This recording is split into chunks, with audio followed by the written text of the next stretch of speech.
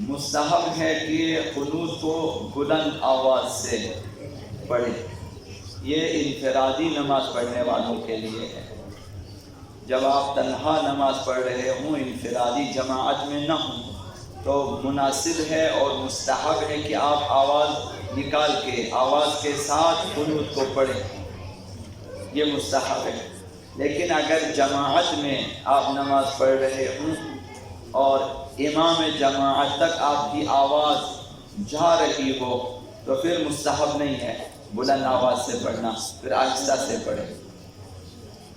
تو جماعت میں یہ شور کرنا اور اس طرح یہ ٹھیک نہیں ہے کہ بہت سارے نمازیوں کی توجہ خراب ہو جاتی ہے. جیسا کہ ابھی آپ مثلا جو ہے مشاہدہ فرماتے ہیں کہ ابھی کبھی اگر موبائل پہ فون آ جاتا ہے کسی کا، ابھی سب کی توجہ ہٹ جاتی ہے اس طرح.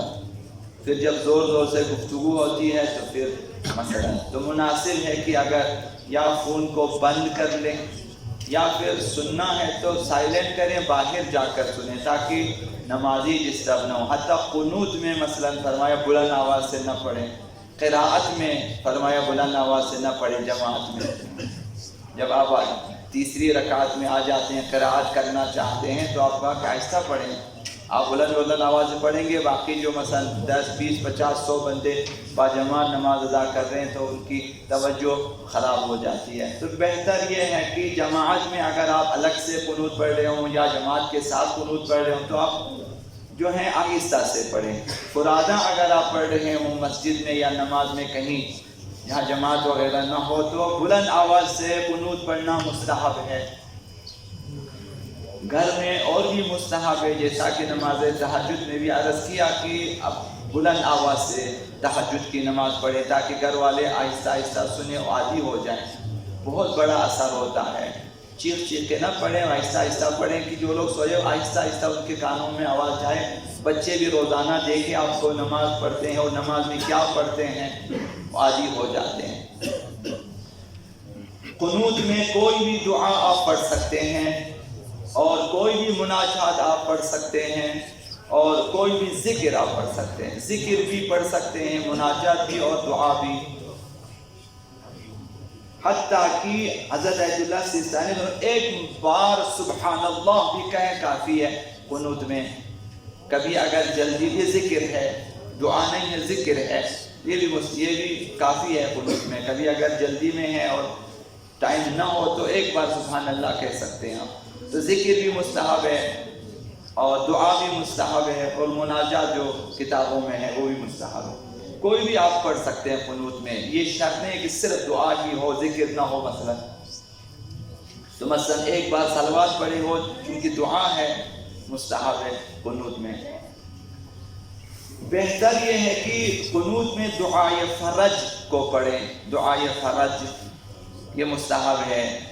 البتہ جو ہیں جو لوگ فرادہ نماز پڑھتے ہیں دعائے فرج سب کو یاد ہے. لا الہ الا اللہ الحلیم الکریم، لا الہ الا اللہ العلی العظیم، سبحان اللہ رب السماوات السبع ورب الارضین السبع وما فیہن وما بینہن ورب العرش العظیم. یہ مستحب ہے. اسے دعائے فرج کہتے ہیں. اس کی تاکید ہوئی ہے، مستحب ہے.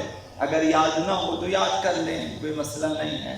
نوجوان حضرات جو ہیں اس قدر نوحے منقبت یاد کر سکتے ہیں، یہ 3 جملے بھی یاد کر سکتے ہیں، کوئی مسئلہ نہیں ہے.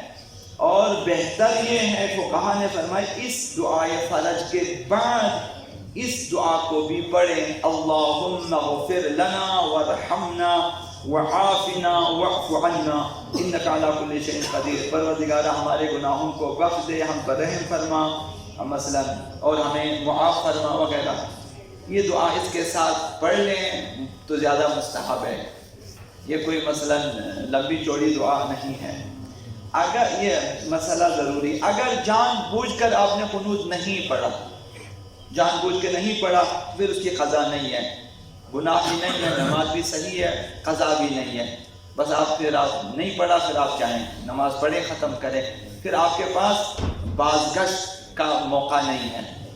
لیکن اگر بھول جاتے ہیں، قنوت پڑھنا بھول جاتے ہیں، رکوع تک پہنچنے سے پہلے یاد آ جائے. ابھی تک آپ رکوع میں نہیں گئے, یاد آ گیا فوراً کہ قنوت نہیں پڑھا, آپ قنوت پڑھیں. مستحب ہے کہ سیدھا کھڑا ہو کر قنوت پڑھیں پھر رکوع میں جائیں. یہ پہلا مقام ہے. اگر رکوع میں پہنچنے کے بعد یاد آ جائے تو مستحب ہے کہ رکوع کے بعد قضا کر لیں. رکوع آپ نے پڑھ کر لیا, سبحان ربی العظیم و بحمدہ, اٹھے آپ سمع اللہ لمن حمدہ, قضا کی نیت اب قنوت پڑھیں آپ. ربنا آتنا فی الدنیا حسنہ وفی الآخرۃ حسنہ, یہ قضا کی نیت سے آپ پڑھیں گے. اب اگر رکوع کے بعد سجدے میں یاد آ جائے, یہ تیسرا مقام, سجدے میں اگر یاد آ جائے تو مستحب ہے کہ نماز کے سلام کے بعد اس کی قضا بجا لائے. سجدے کے بعد نہ پڑھیں آپ, سجدے کو پھر آپ دیں آگے, نماز کو ختم کریں. سلام کے بعد ہاتھوں کو اٹھائیں اس نیت سے کہ میرے جو ہے قنوت کی قضا ہے. آپ وہاں پہ مثلا پڑھنا شروع کریں, لا الہ الا اللہ الحلیم مثلا, ربنا آتنا فی الدنیا مثلا, رب اغفر لی ولوالدی, یہ جو بھی دعا قضا کی نیت سے.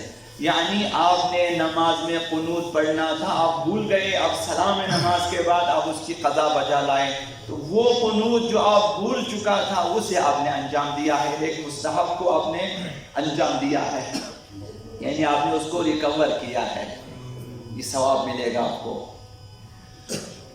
اب اس حال میں کہ نماز کے سلام کے بعد آپ نے قضا کرنی ہے, بہتر ہے کہ قضا کو بیٹھ کر قبلہ رخ پڑھیں. جب آپ کھڑے ہو کے نہ پڑھیں, سلام کے بعد جب آپ بیٹھے ہوئے ہیں قبلہ رخ ہے, بس اسی حالت میں آپ قنوت پڑھیں, یہ مستحب ہے. اور اگر سجدے میں جاتے وقت یاد آ جائے, سجدے میں پہنچنے سے پہلے, رکوع کے بعد سجدے سے پہلے اگر یاد آ جائے تو احتیاط واجب کی بنا پر واپس نہ آئیں. اب دوبارہ کھڑے ہو جائیں, رکوع میں اضافہ ہو جائے, رکوع ایسا نہ ہو, واپس نہ آئیں, بلکہ نماز کے بعد جو ہے رجع کی نیت سے بجا لائیں.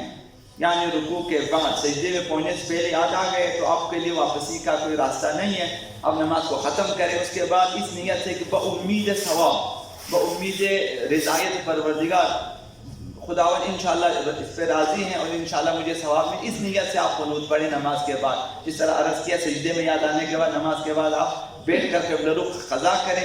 یہاں بھی سجدے میں پہنچنے سے پہلے بھی اگر یاد آ جائے تب بھی نماز کے بعد آپ پڑھیں, لیکن بقصد رجع پڑھیں.